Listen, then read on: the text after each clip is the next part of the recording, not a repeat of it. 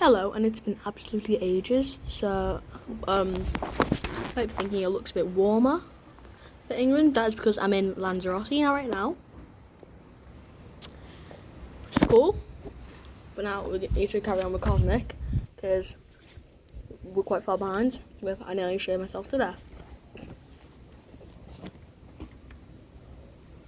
Even though I could barely see the premature facial hair, well, once I knew it was there, I couldn't stop thinking about it. It was ticklish, and I was tempting to stroke it. Stroking it made other people notice it, and when other people noticed it, they tended to shout "Wolverine" and stuff and worse. Which is why I decided to get rid of it. I slashed the brown candy floss with Dad's razor just to get rid of it. Sadly, it also got rid of a lot of blood. Sheets of blood just sort of fell out my face. I wasn't quite sure what the procedure was, so I squashed a towel into my chin, prayed that I wouldn't die, and carried on squashing and praying for about an hour. Starting to think that maybe I was already dead when Mum called me for supper. When I went down, she said, "What happened to you? You look like you boiled your face." Dad said, "He's been shaving." "What?" said Mum. "You can't shave. He's too young to shave." "He's much too young to shave." "Well, he's definitely too young to have a beard," said Dad. "And he showed me how to shave in a less life-threatening manner. The only thing is," he said, "now you started, you have to carry on. Hairs will get harder and harder the more you shave them." So I don't get wisps of candy floss anymore. Get the stuff that looks like naturally occurring toilet brush. Mum said, "Liam, you got to stop growing so fast. I'm not ready to lose my little boy yet." Mum got so worked up about all this that she took me to see the doctor. The doctor said there's really nothing to worry about. And that made Mum really worried. Let's see the specialist. Specialist in what? Well, you read about these people, don't you, who grow up too fast. Their hair starts falling out when they're teenagers, they get wrinkles and look like old men but they're only 20. She'd never mentioned these people to me before. She must have noticed my look of absolute terror, because she said, "They're very rare, but they do exist. Read about them on the internet, don't you, Doctor?" I was relieved when the doctor said, "No, I don't. I don't think I read about them." I could send you to a bone specialist at the children's hospital, I guess. At the hospital, they gave me scans, blood tests, and the "I've been brave" sticker. They took me to see a specialist, then a special specialist, and a special specialist, and they all said I was normal, completely normal, extra normal, abnormally normal, but just tall. "He's just a little boy," said Mum. He's growing up too quickly." "We all feel like that about our children, Mrs. Digby. The important thing is to remember that he's still a child, even though he looks like a grown-up. Just because he can't shop in the children's section anymore doesn't mean that these are growing up. Doesn't mean a child is over. Boys grow at different speeds, particularly at this point in their lives. You might go back after the summer, Liam, and find that everyone's had a bit of a spurt, and you're not even the tallest in the class." "Do you know, that makes sense," says Mum. "His dad was pretty tall at primary. Now look at him. He's well below average height." "In fact," said Dad, "I'm slightly above average." "In fact, you're not." "Only very slightly, but very definitely I am above average." "We'll talk about this another day," said Mum, which is what she always says when she wants you to shut up. The specialist was partly right about the growing spurts. Nearly everyone had one over the summer, including me. When Mum wanted to mark my height on the "see how I grow" chart in the kitchen, she had to get a chair to reach the top of my head. "Oh," she said, "you had a spurt." Dad said, 7 inches, not a spurt. 7 inches is a mutation. On my very first day at Worsley High, I was the tallest person on the lower school site. And the new uniform Mum had bought at the beginning of the summer didn't fit anymore, and I had to send off for an extra large lower school blazer. I got a special dispensation to wear my own clothes for the first half term. When we went to get my travel pass for the bus to school, the woman in the office wouldn't believe I was school age. So I had to go home and get my birth certificate. And then the next morning, Well, when I showed it to the bus driver, she wouldn't believe it was mine, so I had to get off the bus and text Mum. Then she came down and explained to the driver of the bus that I was unusually tall for my age.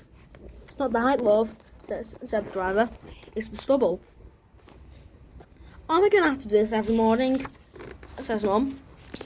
Only till we get used to it. In the end, Mum sent off a passport for me. I kept it in my pocket in case I got questioned again. That's it. Then that'll keep you out of trouble for now. How wrong can a person be, by the way? Dad also gave me his old mobile phone, so that if he ever lost me again, like in Enchantment Land, he would always be able to find me. His phone's got Drax World on it. In case you don't know, that's the super cosmic application that shows you your present location, directions to anywhere from anywhere, and also live satellite photographs of anything in the world. You can just look at volcanoes erupting, tidal waves, forest fires, anything. Dad used it to make sure the traffic's flowing smoothly on the bypass. That first day at Waterloo High, I was on Drax World all the way to school on 61. We used to look at theme parks and thrill rides, and Oblivion at Alton Towers, Space Mountain and Euro Disney, the Terror in Camelot.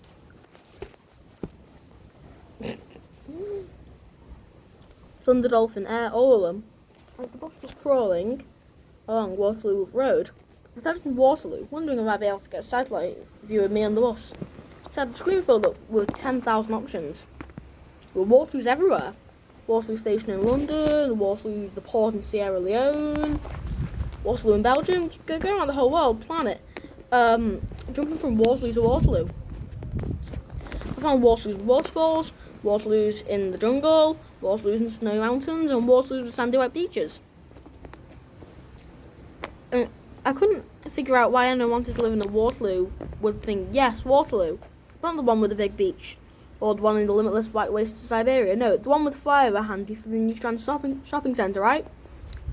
Drax World gives you directions to anywhere, so it's not like it would be hard. If you were a proper grown-up and not just a stubbly boy. If you were my dad, for instance, all you have to do is fill your car up with petrol, turn left, turn right, go straight on, the next thing you know, white beaches, snowy mountains, coral reefs. Truly, grown-upness is wasted on grown-ups. Feels so embarrassing just standing here, reading out loud. When I got to school, Miss Sass, the head, saw me in reception and said, "Ah, Tom, Liam. Ah, yes, I'm Lorraine. Come this way." And I was thinking, fancy telling me her first name. That's not friendly. Miss Kendall never told her first name when we were in Joan of Arc. So, Lorraine took me off to the staff room, started telling me the names of all the teachers.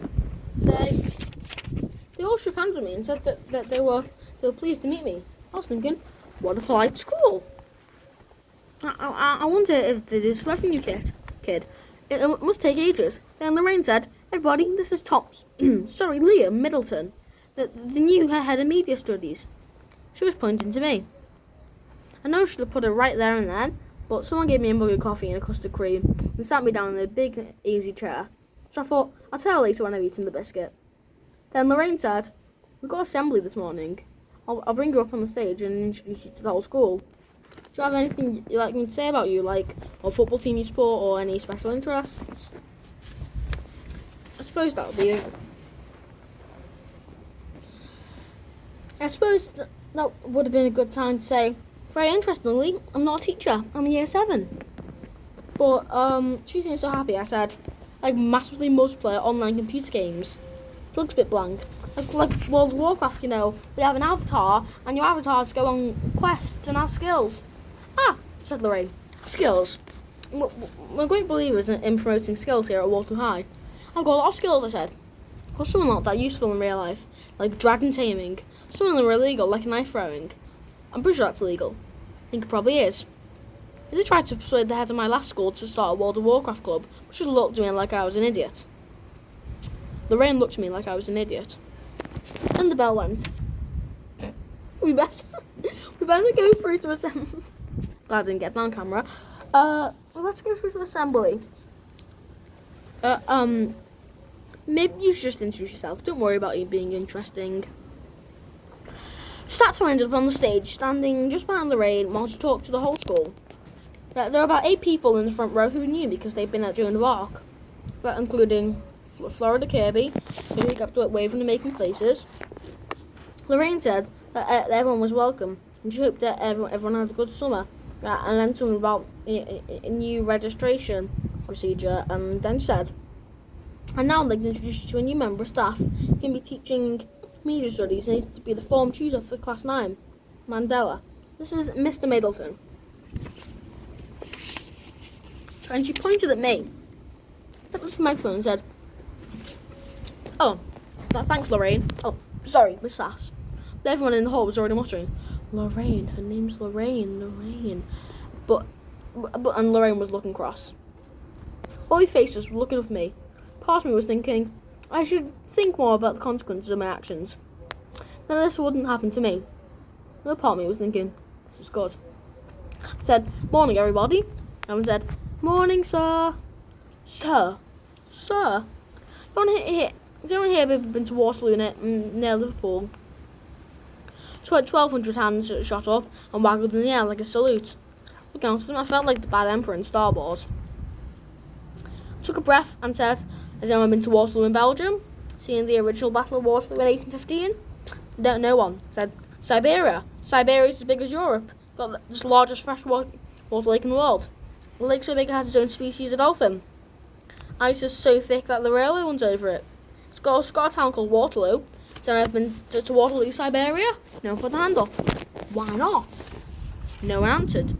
They all squirmed in the seats, as though going to Siberia was homework and they hadn't done it. Waterloo and Sierra Leone? No one had. Waterloo and Sierra Leone has lush rainforests and amazing history. Anyone? No one. Why? They all squirmed again. Why have we all been to Waterloo with the bypass and the shopping centre, but none of us have ever been to the Waterloo with the waterfall, the Waterloo in the jungle, Waterloo by the frozen lake? Why? These places, they're not in Narnia. You don't have to find a magic wardrobe to get them. They're not in Azeroth. You don't have to create an avatar and climb inside a computer. They're real places. You can go there by bus. Sometimes it'll take you a lot of buses, but they're just there. They're part of your world. Someone shouted, "Yes!" I was amazed to see it wasn't one of the children. It was Lorraine.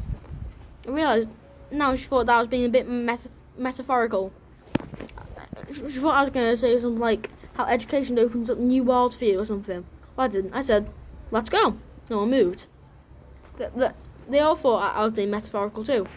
I said, "Come on, what are we doing here? Let's go. Come on, follow me." I don't know where that last bit came on from. It just came out. It's part of the flow of the thing. I walked out into the middle of the hall towards the doors at the back. It took a minute, but someone followed me. Then someone else, and someone else, and someone else, and someone else, and someone else, and until everyone followed me out the hall, through the lower school exit, and into the playground. The sun was shining, the birds were singing, and I walked up to the gates and pushed. Nothing. Waterloo High is a high security school. The gates are locked at 9 a.m, and no one can get in or out without a swipe card. That's why there was a man in a leather jacket standing on the other side of the gates talking into the intercom. I'm the new head of media studies," he was saying. Over the intercom, the secretary was saying, "I don't understand, you're already here. It's taking assembly." By then, Lorraine was at the gate. She looked at the actual new head of media studies. She looked at me and hissed, "Who are you?" I did try to explain it to her. Said, "I'm really sorry, Lorraine. Don't call me Lorraine anymore. It's Mrs. Sass to you." "Yes, Mrs. Sass." Why didn't you tell me your real name?" "I did." "Well, you should have more sense, big lad like you." When I got home, Mum said, "So how did it go? First day of big school?" I said, "All right. It was fine." "That's all you've got to say? All right?" "No." "What else?" "I'm starving." Sometimes it's better not to go into much detail. My visible friend. There are about 10 million meetings and letters about my peculiar and disruptive behaviour at school assembly. Miss Sass decided that the problem was I had poor social skills, because I was an only child. He doesn't mix with the other children. He's an isolated figure on the playground. Wouldn't you be an isolated figure if people started running around shouting, "Sir, sir," or "Wolverine," or hello up there, a million times a day? What do you want me to do? Shrink? It's a massive chapter. I don't know. Should have ended it there. Anyway, but Dad said you got to try and make some friends. I got loads of friends. I said I've got 20 guild members waiting to do my bidding. Talking about real life, not computers. I don't accept that distinction. That's exactly my point, said Dad. You need a friend who's visible to the naked eye. The point of World of Warcraft is that the other players don't know just how tall or short, fat or thin you are. They should accept you for what you are. Namely, in my case, I'm a highly skilled night elf with healing powers. It wasn't enough for Mum and Dad. She sent me to Little Stars drama group. Every Saturday morning, Lisa, the woman who ran it, didn't seem impressed with my poor social skills.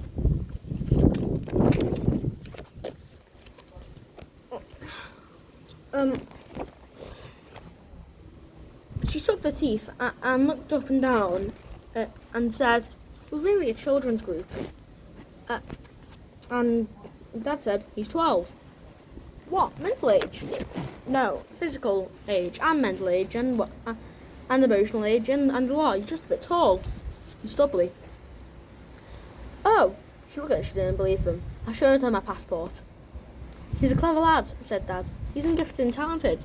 He's not exactly a little star though, is he? That was kind of annoying. I suppose if he did the big friendly giant, he's perfect, so why don't we do the big friendly giant then? Florida Kirby was already fully paid little scar. Lisa gave her the part of the giant's little friend, Sophie. Was Sophie in the play? Florida said. Named after Sophie Dahl, supermodel, and Roald Dahl's son. So when I play Sophie, I'm playing a supermodel. Florida always has to be a celebrity. When Lisa made us do a role play in which we had to act like we'd seen a ghost, Florida saw the ghost of Britney Spears. When we had to be a dog, she was Madonna's dog. As we walked home through the Strand on the first day, Florida kept practicing her lines on me. The lines were mostly things like, "You're huge," "Goodness, you're tall," or "proper gigantic." And she said them in the best little star's voice, loud and clear. I sat down. I sat down on the benches, but by the water feature, just to be a little less tall for a while. If we sit here, said Florida, security will come around and chase us. They hate kids hanging around this bench. They hate kids, really. Security didn't come and then chased us. In fact, one of them walked past us and then nodded at me. What's going on? Said Florida. I think, I explained, that you're with me. I'm your dad. No, you're kidding. Do they? Honest? Yeah. But this is brilliant. And she was right. We could do literally anything. So we did. That Saturday, and every Saturday from then on, we played on the lift, messed about in the photo booth, went into total games, tried all the new releases. We even went into news and booze, which is strictly no unaccompanied children under any circumstances. Florida loved it in there because she could browse through all the celebrity magazines while I bought a newspaper to make me look more dadly. Sometimes she would give me £1 before we went inside so I could buy her a chocolate. I said, buy your own chocolate. Girls do not buy their own chocolate when they're out with their dads. Dads buy it for them. She even tried to get me to buy her cigarettes. Dads don't buy their children cigarettes. My actual dad would. He'd do anything for me. He's going to buy me a pony. Ask her actual dad then. Once I went in there without her, And the woman behind the counter said, where's your little princess today then? How much did Florida love that when I told her, Princess is brilliant, you have to call me Princess. I don't think so. Why not? My dad called Princess all the time. We'll talk about this another time, I said. Whoa, you really sound like a dad when you said that. Another time she brought her little sister, Abitha, with her. Oh, another one, said the woman in News and Booze. And I didn't know you had two.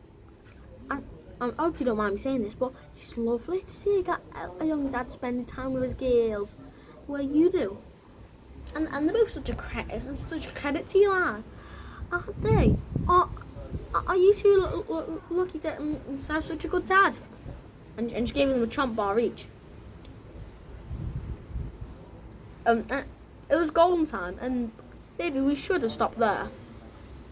But if you play a lot of games, then the moment you get so good at something that feels like level 1, you start itching to go to level 2. One day, Lisa had to finish it early because her dad was ill. We could have spent the time in the Strand doing all the usual things, or could have used the extra time to look for extra 2, level 2.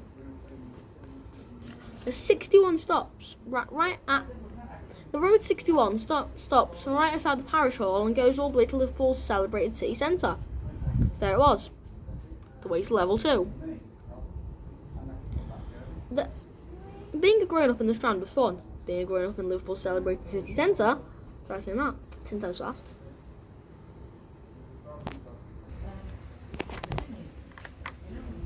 Being in Liverpool's celebrated city centre was totally cosmic. The moment we got off the bus, a woman in a white miniskirt and a red sash come up and said, hello, and gave me a free sample of a new yogurt drink. Here, she said, have a couple more for your little girl. We hadn't even finished drinking them when another woman gave me a free newspaper and another one. In a trouser suit, asked me if I had 5 minutes to answer some questions. Questions were mostly about how we got to town and what our favourite shops were. And she asked me what year I was born, and my date of birth, and what I did for a living. I gave her my dad's birthday, and I told her I was a taxi driver. She said, well, would you like to come here and with me and taste the new sandwich bread we're developing, and on which we'd value your opinion. Took us to a really nice room and gave us free sandwiches and fizzy water. Afterwards, we had to fill in questionnaires and we were allowed to keep the pens. Florida asked us for more sandwiches. The woman in the trouser suit laughed and said, I guess that's all the feedback that we need. So can we have some more then? No. Which is how we near the world famous waterfront, looking in the window of the Porsche showroom. Florida said, that would be going too far, wouldn't it? Let's find out. I was getting that crispy new world feeling again, like on the Cosmic. It was my first time in a car showroom. I'd never seen a car in a car before. It was like being in the living room of the posh car family. Cars looked smaller and glossier than they usually do. The man in the suit saw us come in and said, "Be with you in a minute, sir. Help yourself to coffee." There was a coffee dispenser machine and a plate of biscuits. Disappointingly, mostly plain digestives. Florida nabbed the only bourbon. Then she walked around, dropping crumbs on the nice carpet. And there was one really cool, cosmic, sleek-looking car. Florida said, "Take a picture of me with your mobile." Why? That's what dads do. So she leaned on the bonnet and smiled while I took her picture. Straight away, the man in the suit was standing next to us. "I admire your taste," he said.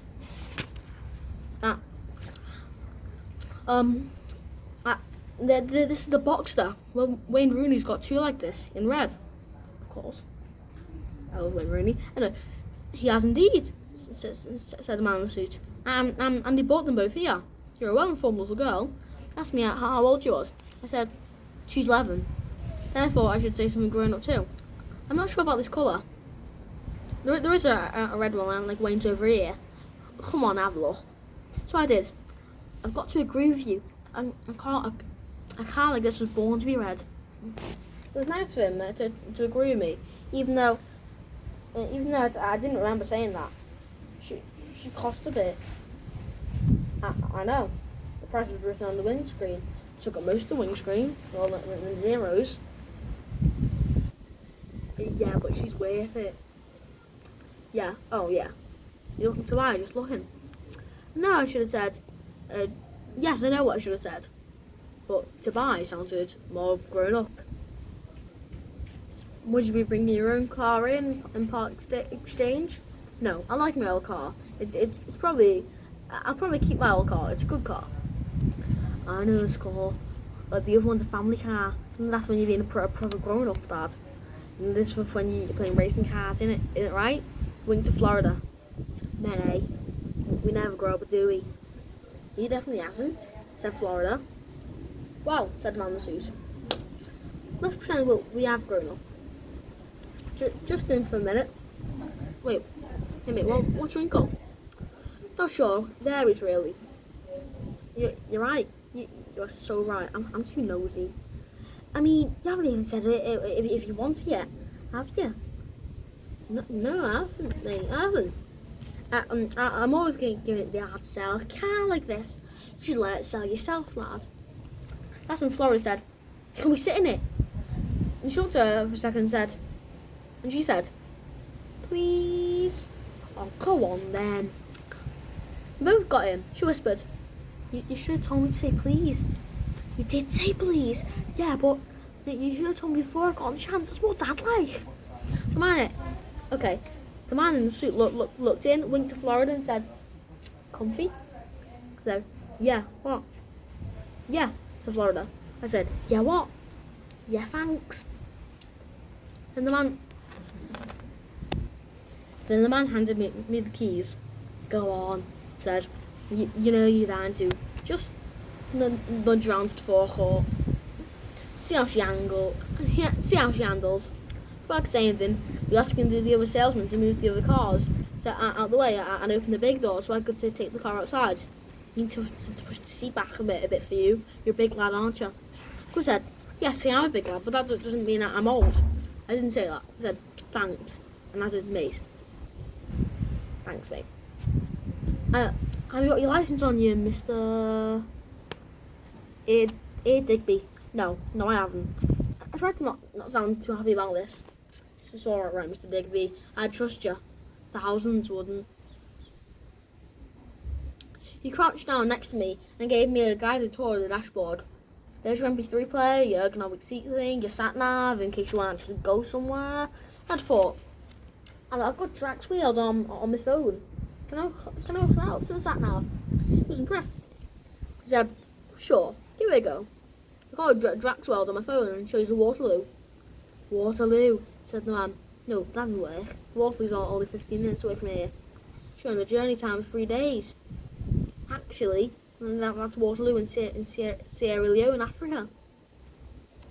He looked at me as if I was talking pure poetry, like I'm William Shakespeare. Wow, he said, Africa. It's your favourites.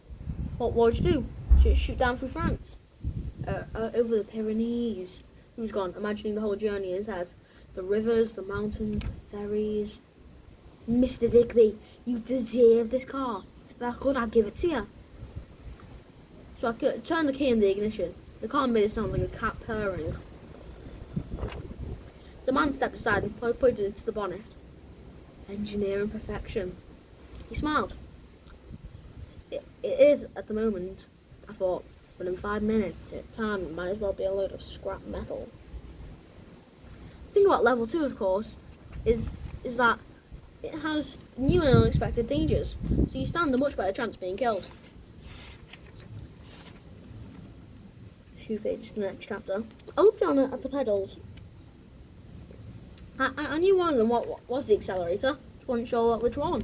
One lesson World of Warcraft teaches you is that if you want to succeed on the next level, you need to acquire new skills. Don't level up until you've scaled up. Sadly, the slow lesson I had forgotten. I was pretty sure the accelerator was the one in the middle. I had my foot on it when the door on the passenger side opened and a very familiar voice said, "You out now, come on." Probably didn't mention this at the time, but Dad, I was pretty pleased to see you. Well, when I climbed out, you were shouting at the man in the suit, telling him I could have been killed, asking why I didn't check ages. How was I supposed to know? Well, the man, by checking his license. Good point, Dad. He didn't have one. Of course he hasn't got one. He's 12 years old. Look, mate, said the man in the suit. Don't go blaming me because your son's a freak. This one I thought that Dad was going to hit him then. He growled. He is not a freak. He is normal, but tall. It wasn't just his height. It was the fact that he seemed to have a daughter. Dad's got this little statue of St. Christopher stuck on his dashboard. When he shoved me into the taxi on the way back from the town centre, I bumped against it and I rolled on the floor. Pick that up, snapped Dad. I hesitated. Now! Okay. You knocked the baby Jesus off his back. Just don't talk to me, Liam. I said, okay, there's something I wanted to ask him. So we were on Dock Road, and I said, how do you know where I were? I'm your dad, he said. If you act funny, I notice. If you get an unexpected bus instead of going home, I follow you. Even if that means turning down fares and having the boss bawling at me on the radio. I'm your dad. It's what dads do.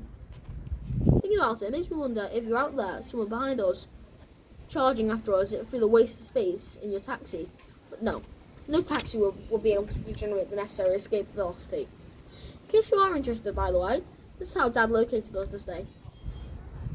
But when he gave me his old phone, he bought himself a new one, but kept his old number. So there were two phones. Phone 1, Dad's, and phone 2, mine, with the same identity. So if he was ever worried about me, he could fire up Drax Wars and request present position of phone 2. That would tell him where I was. So my phone looked like a phone, but it was actually an electronic tag. Because we shared a phone number, I used to get all my dad's messages from Pine Planet telling me that my new kitchen units were ready for collection. And Dad used to get my messages from members of my World of Warcraft guild saying stuff like, been attacked by dragons, need your healing powers now, and captured 50 goblins, kill or hold for ransom. A nervous person might have thought, blimey, we're being invaded by mythical creatures. And maybe gone and hidden away in the woods behind the golf course. Dad just thought, this phone's funny, I'll turn it off and turn it on again. That's my dad's solution to everything. Any technological problem. Microwave, turn it off, turn it on again. Sat nav, turn it off, turn it on again. Computer, turn it off, turn it on again. Dishwasher, turn it off, turn it off again. And it'll be okay. To be fair, it usually works. I'll try it now, but I'm not sure this rocket has an off switch.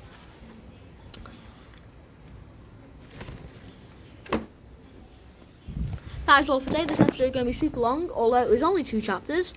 Hope you're ready next time for the next chapter, which is my plan. What it's called again? My Planet Panda. What's it called? If I can even find it. My Planet Panda Pop. That's what I would say. Try and say that 10 times fast. That's your little homework. My Planet Panda Pop. The episode's super long. It was only 2 chapters. Not sure what that's meant to be. I'll end it at 34:05. Ready?